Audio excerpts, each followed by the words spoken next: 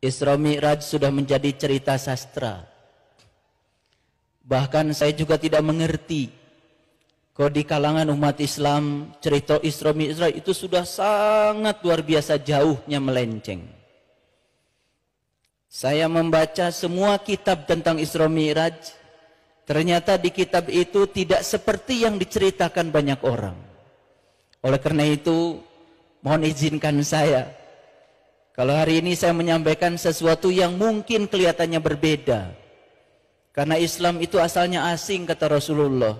Suatu saat ketika orang menyampaikan kebenaran yang sebenarnya, mungkin juga orang akan merasa asing. Perlu kesabaran untuk mendengarkan ceramah dan kajian ini. Insya Allah pada saatnya Bapak Ibu akan mendapatkan pencerahan. Insya Allah hadirin sekalian pada saatnya akan bisa membuktikan bahwa Isra Mi'raj bukan sekedar cerita sastra. Isra Mi'raj adalah scientific. Isra Mi'raj adalah bisa dibuktikan kebenarannya. Saya mau cerita kebenaran. 13 tahun saya menangis. 13 tahun saya mencari kebenaran. 13 tahun saya mencari seorang guru yang mursyid, yang bisa mengantarkan saya untuk menemukan kebenaran yang sejati. Dari kecil saya belajar sholat.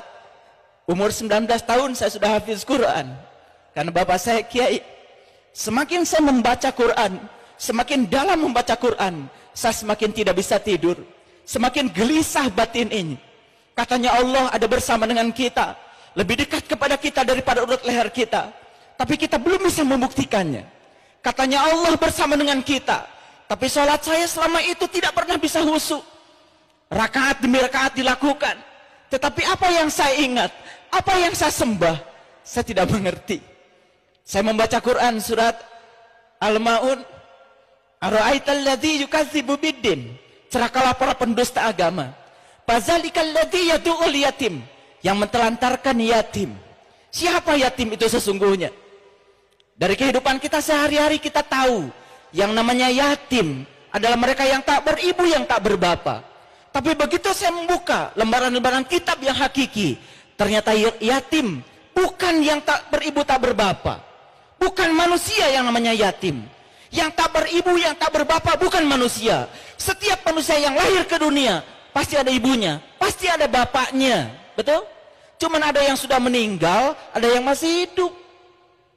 Siapa yatim itu sesungguhnya? Yang tak beribu, yang tak berbapa. Berarti yang yatim adalah yang tidak pernah dilahirkan.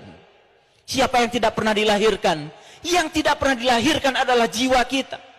Yang tidak pernah dilahirkan adalah diri sejati kita. Itu yang tidak pernah dilahirkan. Itulah diri kita yang sebenarnya, yang ditiupkan langsung oleh Allah. Fa idza sawaituhu wa nafakhtu fihi min ruhi faqaulahu sajidin. Dan ketika aku telah selesai menciptakan tubuhmu, aku tiupkan ruhku. Itu yang yatim. Itu yang banyak ditelantarkan oleh kita. Salat kita cuma raganya saja. Jiwa kita di mana? Cipta kita di mana? Rasa kita di mana? Kita tidak pernah berhubungan dengan yang tiga, hanya berhubungan dengan raga saja. Lalu banyak rakaat yang dilakukan, tapi rakaat demi rakaat tidak membuat kesadaran kita semakin hari semakin bertambah. Tetap sakit hati kalau diomongin orang, tetap marah ketika orang marah kepada kita, tetap reaktif kepada situasi yang tidak kita inginkan. Tidak pernah nyaman dalam kontradiksi. Kalau kita nyaman ketika kita mendapatkan yang kita ingin, itu biasa. Tapi kalau kita tetap nyaman dalam kontradiksi, mendapatkan yang tidak kita inginkan, tetap nyaman, itu ukuran spiritual. Disitulah ukurannya akhlak kita. Sholat bukan tujuan, tujuan kita adalah akhlak. Nabi Muhammad menjadikan sholat sebagai sarana untuk membangun akhlak. Saya nyantri, kalau dihitung pesantrennya, mungkin lebih 100 pesantren. Semua pesantren sudah saya masuki. Tanpa merendahkan pesantren, saya tidak menemukan sholat khusyuk di pesantren. Saya bertemu dengan seorang guru yang mursyid, yang bisa mengajarkan cara meniti ke dalam diri, menemukan siapa diri saya, siapa Tuhan saya. Justru saya tidak menemukan di pesantren, tanpa menganggap rendah pesantren. Jadi kalau begitu, di mana sebetulnya ilmu agama yang sebenarnya itu ada? Saya cuma punya satu keyakinan. Karena Allah dalam hadis qudsi mengatakan, para waliku ada di bawah naunganku. Dan tidak ada mengenal seorang wali tanpa seizinku. Kewalian seseorang tidak akan pernah ditampakkan kecuali kepada mereka yang mencarinya, yang merindukannya.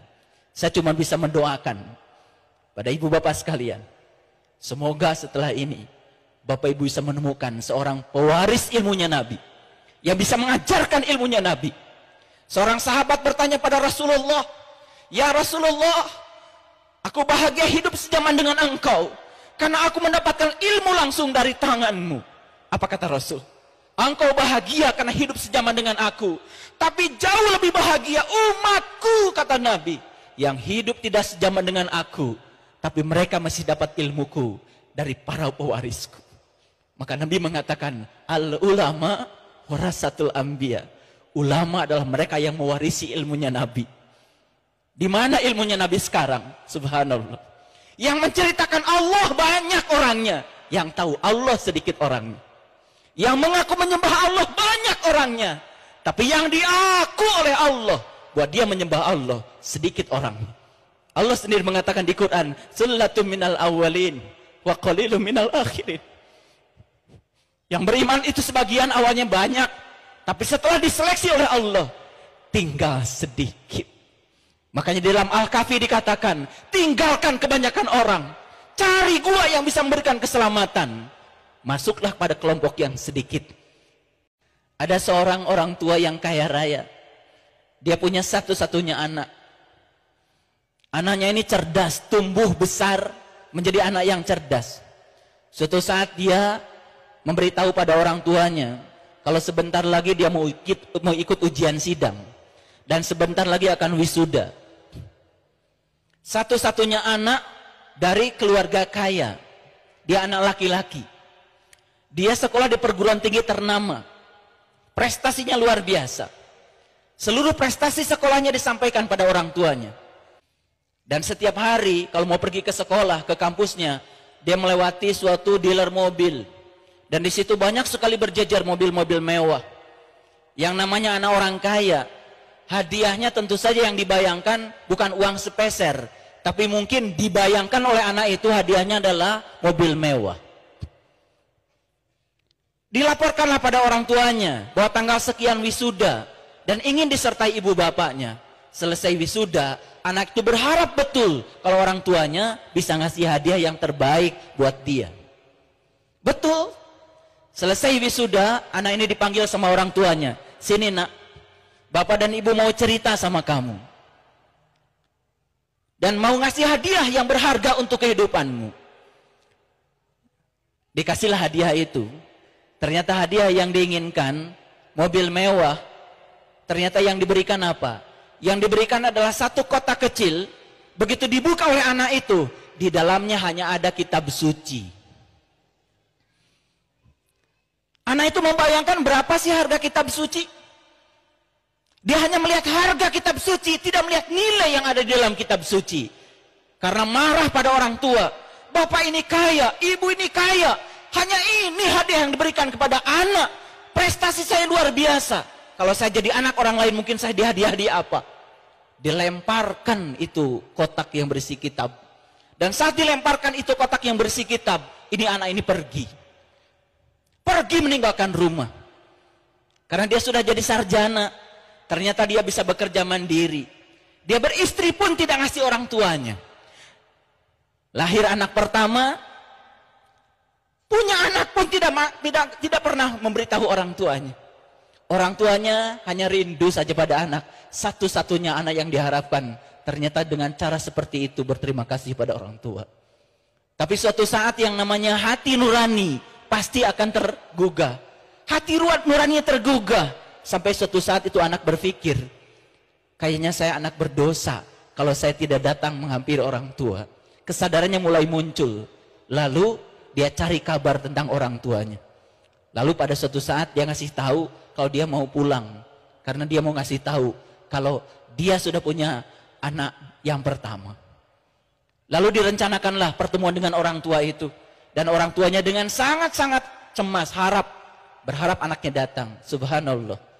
Ternyata rencana manusia cuma rencana.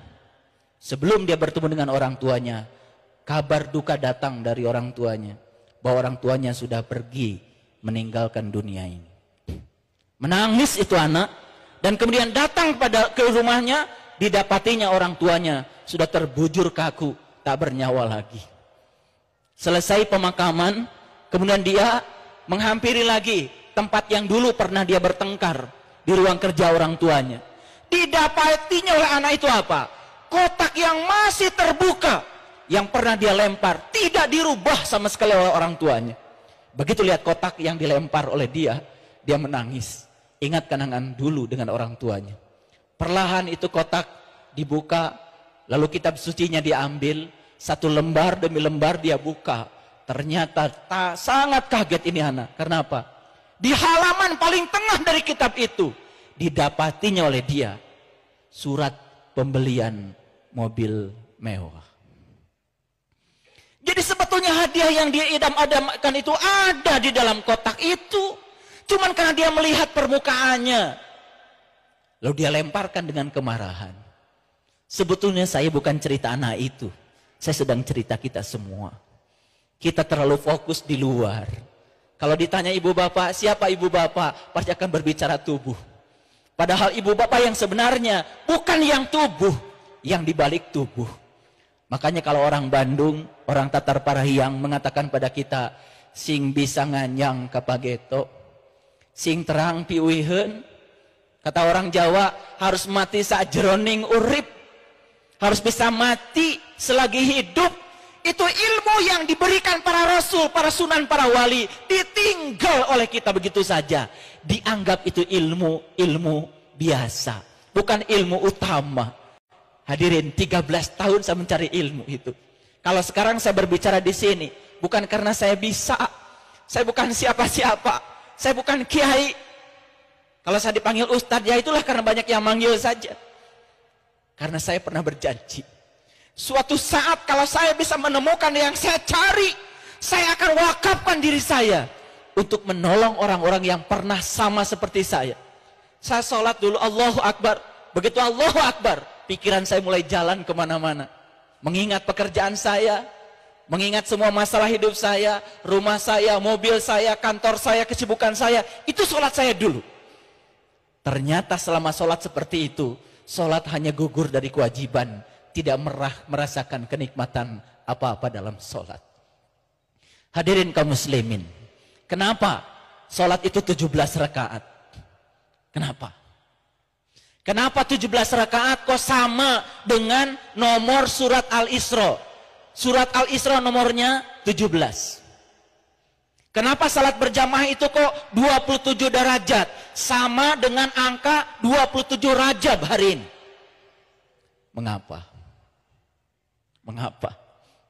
Kalau itu belum terjawab, belum tahu hakikatnya, tidak bertemu dengan guru yang mursyid untuk menjawabnya, kita tidak akan pernah sampai untuk menemukan sholat khusyuk. Sedangkan di Quran, saya tunjukkan ayatnya supaya ibu bapak mengerti. Mari kita kaji, walaupun satu ayat, kalau menggetarkan jiwa kita, dan setelah ini kita dapat hidayah, itu namanya hatam. 30 juz kita baca Quran berulang-ulang, tetapi tidak membuat kita tambah lembut, tidak dapat hidayah, itu enggak hatam. Bismillahirrahmanirrahim. Innal munafiqina yukhadi'unallah. Sesungguhnya orang-orang munafik itu suka menipu Allah. Wa huwa khadi'un. Dan Allah akan membalas tipuannya orang munafik. Apa tipuannya orang munafik? Satu kata Allah, wa idza qamu ila shalah qamu kusala. Dia suka mendirikan sholat, tapi sholatnya malas. Kusala itu malas, bahasa Arab. Malas itu pasti berhubungan dengan rasa. Malas makan karena yang mau dimakan tidak menarik. Malas makan karena yang mau dimakan bukan selera kita. Malas makan. Sholat juga bisa malas. Saya dulu terus terang saja, waktu kecil saya sholat karena takut orang tua. Sudah tua saya sholat karena saya takut neraka. Bukan karena saya butuh sholat. Bukan karena saya merasakan kenikmatan sholat. Bahkan saya tidak enak kalau tidak sholat. Karena biasa sholat, bukan karena merasakan nikmatnya sholat. Ini harus dilakukan revolusi. Jangan cuma sekedar ikut peringatan Isra Mi'raj dari tahun ke tahun itu saja. tidak meningkat kualitas spiritual kita. Baik, kita teruskan. Jadi yang pertama, dia suka sholat tapi sholatnya malas. Itu yang pertama. Yang kedua, kata Allah, yura'unan nas, suka sholat tapi sholatnya ria. Ria itu kalau bahasa fikih ada dua, ada ria nifak, ada ria adat. Ria nifak melakukan sesuatu karena ada muatan, ada harapan. Contoh, biasanya gak tahajud, begitu banyak masalah jadi tahajud. Sama seperti kita gak pernah berkunjung ke tetangga. Tiba-tiba tetangga, kita berkunjung ke rumah tetangga. Apa kata tetangga kita? Tumben. Betul nggak? Iya. Biasanya nggak pernah berkunjung ke rumah kita, dia berkunjung sekali ke rumah kita. Kata tetangga kita, tumben. Ada apa ya? Biasanya nggak tahajud, ada masalah tahajud. Kata malaikat, tumben.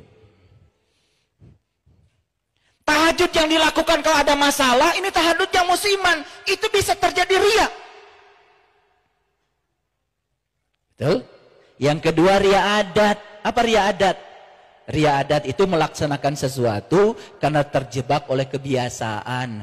Biasa sholat, biasa jumatan, biasa saja terus begitu. Tapi tidak mendapatkan manfaat apa-apa. Makanya kata orang bijak, kalau kamu melakukan apa yang selalu kamu lakukan, maka kamu akan mendapatkan apa yang selalu kamu dapatkan. Jika kamu melakukan apa yang selalu kamu lakukan, kamu akan mendapatkan seperti apa yang kamu dapatkan. Sholat tidak diperbaharui, nafasnya di mana, pikirannya di mana, gerakannya di mana, subhanallah. Saya ngajarkan sholat pada ribuan orang, yang tadinya nafasnya bengek, fungsi paru-parunya naik bisa sampai 60%. Hanya paru-paru saja itu. Belum lagi gerakan-gerakan tangan yang luar biasa.